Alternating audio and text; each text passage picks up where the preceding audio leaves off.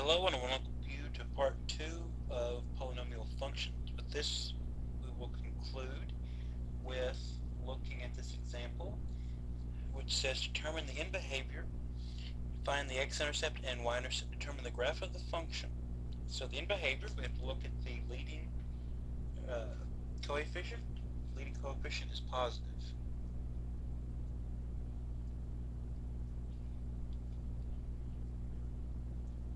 Because the leading coefficient is a positive 1.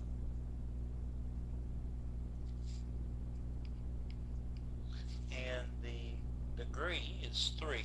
So 3 is odd, meaning we have odd degree.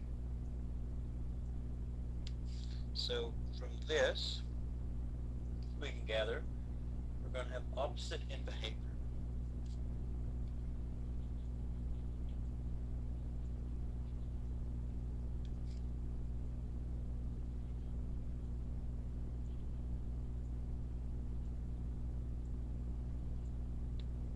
Okay, since we know that part, now let's find the x and y intercepts.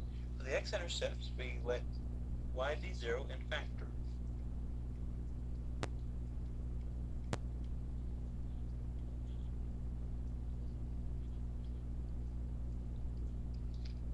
Now to do that, let's take the f of x, replace it with 0. So I have 0 equals x cubed plus 2x squared minus 2x minus 2. Now let's factor by breaking our piece. It's by having two pieces. So 0 equals, and in this first piece looks like we can factor out an x squared. And when we factor out this first piece, we're going to have an x left plus just 2. From the segment over here, it looks like we can factor out a negative 2. And when we do that, it looks like we're going to get, looks like there should have been there's a little typo, that this should be a negative 1.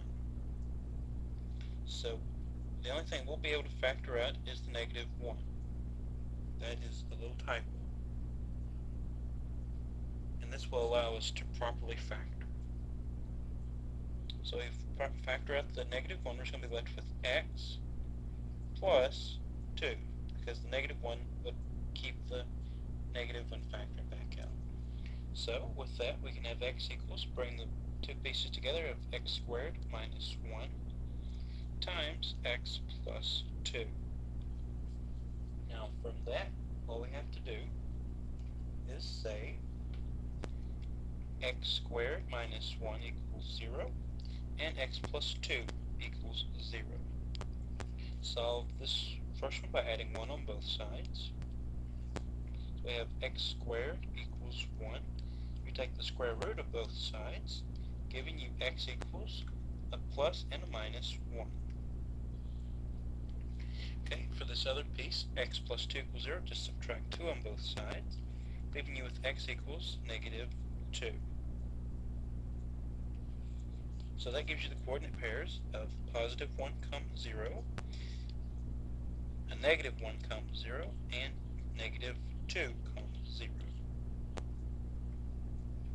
Those are the x-intercepts. Now for the y-intercept, all you have to do is take your function, replace every x in it with 0. So we have f of 0 equals 0 cubed plus 0 squared minus 2 times 0 minus 2. So f of 0 will just simplify finally to this last piece of negative 2. So 0, negative 2 is the y-intercept. And it is just that simple.